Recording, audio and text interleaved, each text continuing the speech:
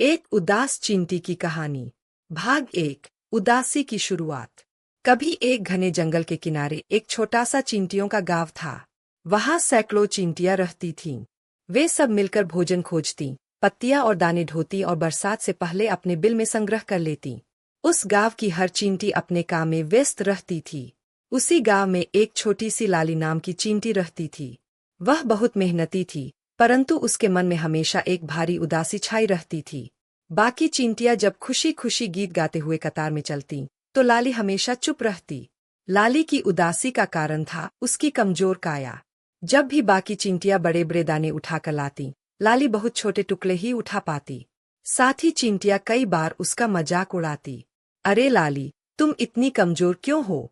तुम्हारे छोटे दानों से तो कभी भंडार नहीं भर पाएगा। ये बातें सुनकर लाली का मन टूट जाता।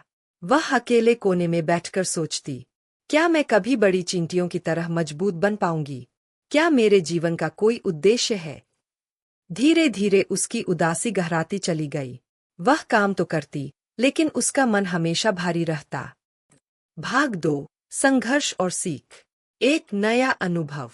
एक दिन जंगल में भयंकर आंधी आई। तेज बारिश और तूफान ने कई जगह चींटियों के बिल तोड़ दिए। कई दाने पानी में बह गए।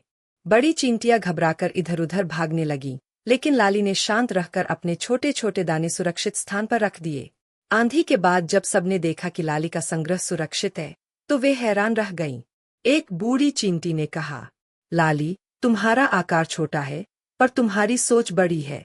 तुममें धैर्य और संयम है, जो हर किसी में नहीं होता। इन शब्दों ने लाली के मन में थोड़ी रोशनी जगाई। उसने सोचा, शायद कमजोरी ही मेरी ताकत बन सकती है। 2 लंबी यात्रा। कुछ दिनों बाद गांव की रानी चींटी ने सभी को आदेश दिया, हमारा भंडार खाली हो रहा है। हमें दूर वाले पहाड़ी क्षेत्र से भोजन लाना होगा। वहां तक पहुंचना आसान नहीं है, लेकिन वही रास्ता हमें बचा सकता है। सभी चींटियां तैयार हो गईं। रास्ता बहुत कठिन था। बीच में नदियां, कीचड़ और बड़े बड़े पत्थर थे। कई बार बड़ी चींटियां अपने बोझ से गिर जातीं। लाली धीरे धीरे चल रही थी। उसने छोटे छोटे टुकड़े चुने और सावधानी से उन्हें ढोया। आत्मविश्वास की लौ। धीरे धीरे लाली का आत्मविश्वास बढ़ने लगा। वह अब उदास नहीं रहती थी। उसने समझ लिया कि ताकत सिर्फ शरीर की नहीं होती, बल्कि सोच, धैर्य और हिम्मत भी असली ताकत होती है। रानी चींटी ने एक सभा बुलाई और सबके सामने कहा, आज हमारी टोली सुरक्षित है, क्योंकि लाली ने मुश्किल समय में समझदारी दिखाई। हम सबको उससे सीख लेनी चाहिए। ये शब्द सुनकर लाली की आंखों में आंसू आ गए। अब वह पहले जैसी उदास चींटी नहीं रही, बल्कि पूरे गांव की प्रेरणा बन गई। भाग 3। सफलता और प्रेरणा। एक नई जिम्मेदारी। कुछ महीनों बाद जब फिर से बरसात का समय आया, तो रानी चींटी ने लाली को भंडार की देखरेख का काम सौंप दिया। अब लाली सबसे छोटे छोटे दानों को भी महत्व देती और उनका उपयोग समझदारी से करती। दूसरी चींटियां जो कभी उसका मजाक उड़ाती थीं, अब उससे सलाह लेने लगीं। लाली ने उन्हें सिखाया कि छोटे छोटे प्रयास भी बड़े परिणाम ला सकते हैं। 2 गांव की पहचान। लाली की समझदारी और धैर्य की चर्चा पूरे जंगल में होने लगी। आसपास के चींटियों के गांव भी उससे सीखने आने लगे।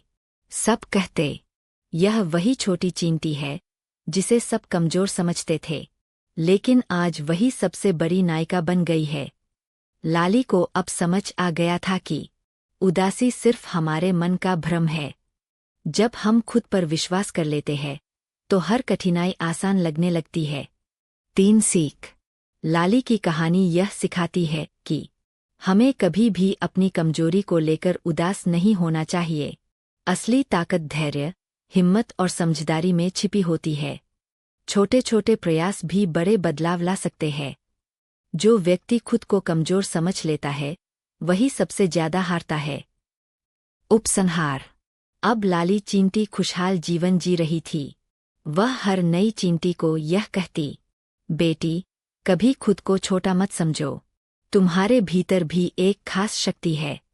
उसे पहचानो और आगे बढ़ो। उसकी मुस्कान देखकर बाकी चींटियां भी खुश हो जातीं। उदासी अब उसके जीवन से दूर जा चुकी थी। इस तरह एक छोटी, उदास चींटी की कहानी ने पूरे जंगल को यह सिखाया कि हिम्मत और आत्मविश्वास से ही सच्ची सफलता मिलती है।